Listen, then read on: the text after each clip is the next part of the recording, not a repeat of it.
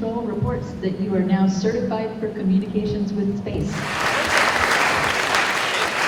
And it's truly our hope that through an interactive event like today, that someone in this audience will be inspired to pursue STEM career opportunities. And you need to start seeing yourself. Someone in this crowd, you could be the next NASA astronaut. And we got to believe that, folks. We do, because you have the ability and you've proven that. And I want you to know we believe in you, folks, and I'm really proud of all you've accomplished and how you've represented our school.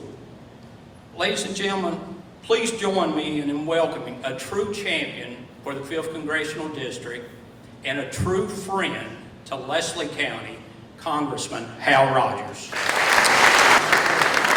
You're a talented and intelligent group of students, and I believe you can help us shape the future of Leslie County and all of Eastern Kentucky. And I want to see that many of you stay here when you graduate from school and help us build a better Eastern Kentucky. We have a special guest right here with us who just returned from the International Space Station in June. NASA astronaut Tim Copra. He logged some 244 days in space, 2 different flights. Let's give a rousing Eastern Kentucky welcome to astronaut Tim Copra.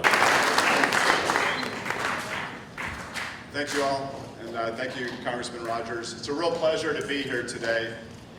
I also have the distinct honor of being the opening act for my friends who are on board the International Space Station right now. When I was on board, Jeff Williams was there, and since then, Kate Rubins has arrived. So I handed over command to Space Station to Jeff just a short while ago. Ramping up to flight speed. And liftoff. Liftoff of Tim Copra during electric. This rocket has 3 stages. The first stage is complete after 2 minutes, and then it's separated from the rest of the vehicle. Then 2 additional stages that get us up to orbit in 8.5 minutes.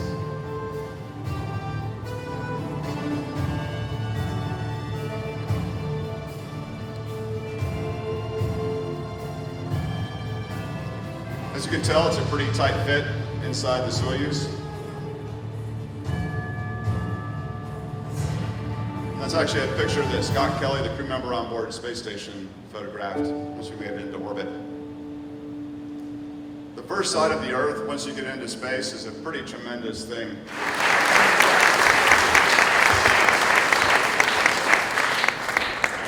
Colonel Capra, we want to thank you for traveling all the way to Hyden, Kentucky from Houston to inspire our students and the rest of us. In addition to your dedicated time at NASA, we owe you a great debt of gratitude for your honorable service to this great nation. We thank you for that service.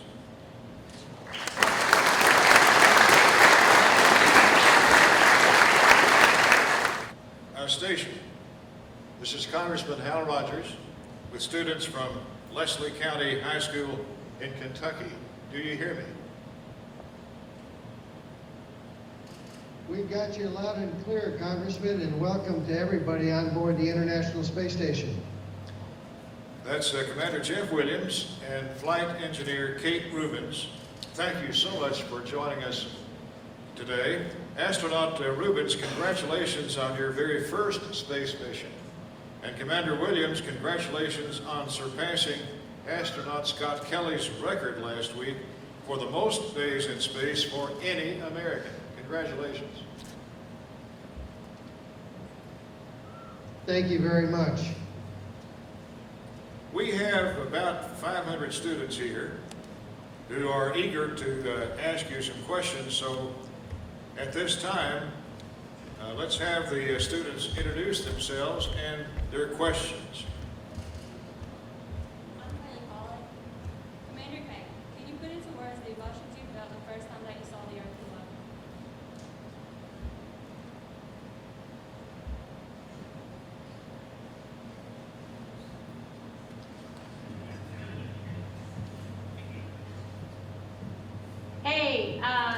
Thanks very much for your question, and I just want to tell you guys that it was probably the most amazing and surprising thing in my entire life in terms of the emotions that I felt when I saw the planet for the first time. You just get a glimpse of it right out the window of the Soyuz, and it was beautiful and awe-inspiring at the same time.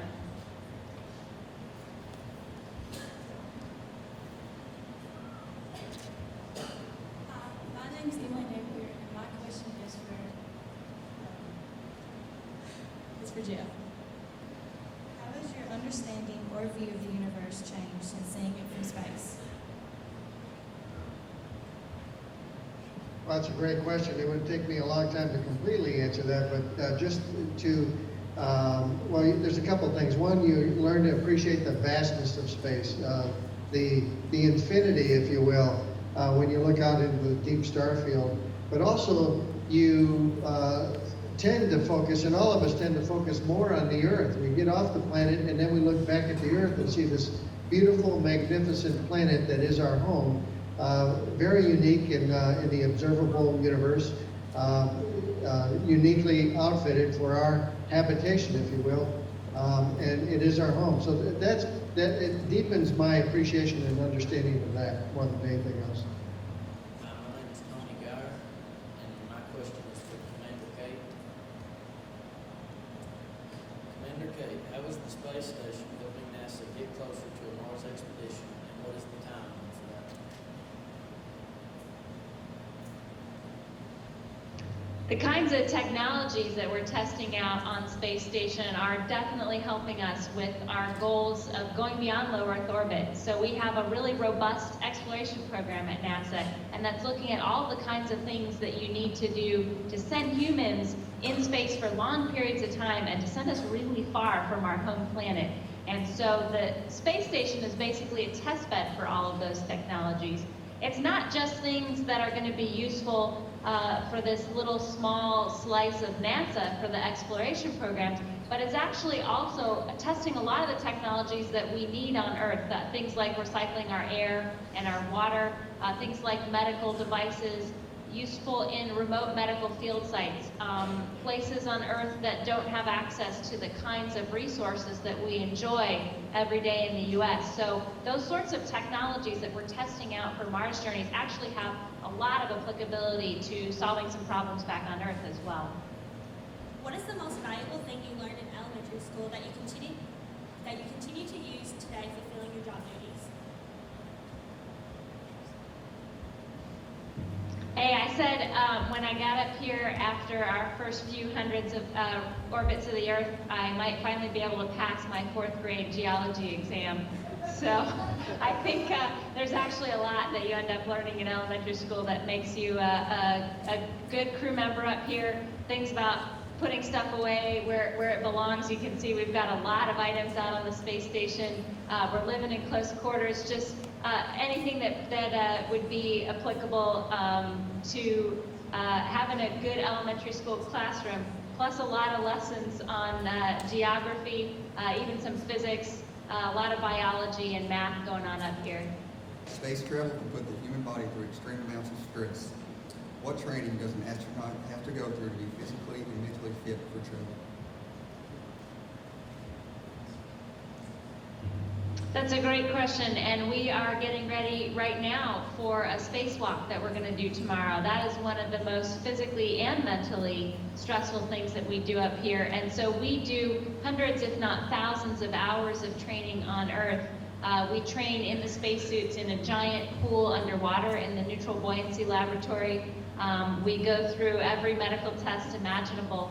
We learn a lot, actually, about human physiology just by putting healthy people under these kinds of stresses.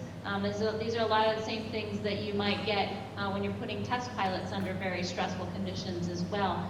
We go into the centrifuge. We've both done 8G runs in the centrifuge in order to prepare for launch and re-entry. So pretty much anything that you can imagine you might do to a person we've done in training, and that helps us be prepared for any eventuality. We feel like we've trained and we can handle any situation that comes our way. And my question is for Kate. What advice do you have for someone dreaming of becoming an astronaut?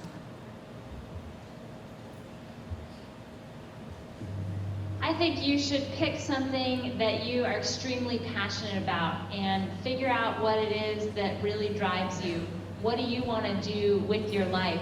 Whatever that passion and that dream and that goal is, one of the things that I notice about a lot of my fellow astronauts is that they're incredibly motivated people, that they have picked something that they are inspired to do, and they live out that motivation and that inspiration every day. And I think that's great advice for any career, and particularly if you're dreaming about being an astronaut.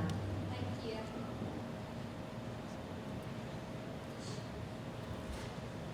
Hi, my name is Tori Watts. My question is for Kate.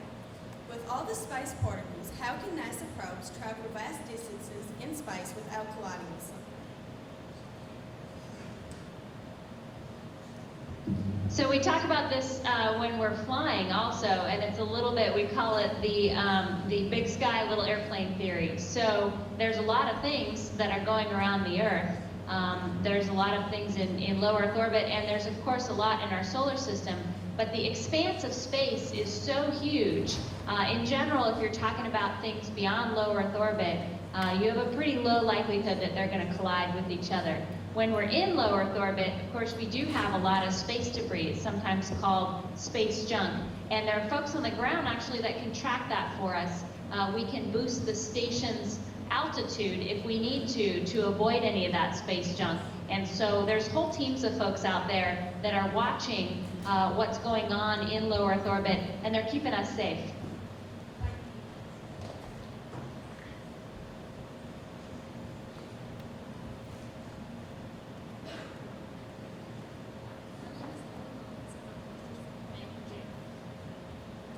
How long did it take for you to orient yourself to the fact there is no love in space? That's a great question. Everybody goes through an adaptation period when they get up here. The first couple of days you adapt fairly rapidly, but it can take folks, in my observation, and I've been up here with probably over 50 people over the years, it takes about 6 weeks to get fully adapted to be able to work in 3 dimensions and not have to rely on a logical up or down. You can make anything up that you want to, like Kate's doing right now. Thank you.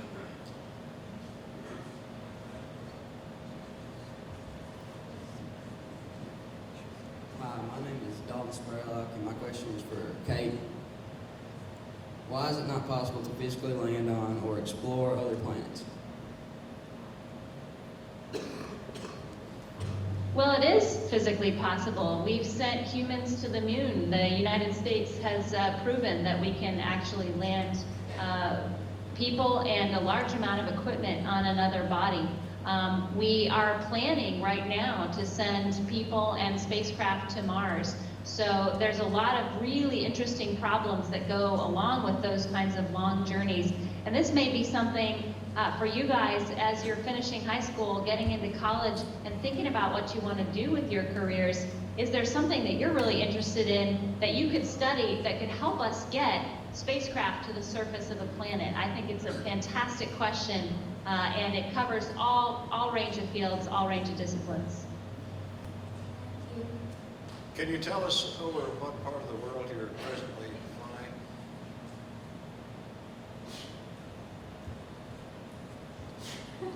We go around the Earth every 90 minutes.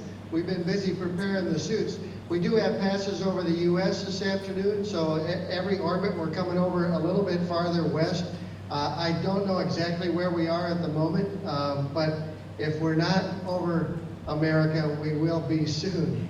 Thank you, Commander Williams and astronaut Rubins, for joining us today. And oh, by the way, good luck on your spacewalk tomorrow. And in all, Godspeed.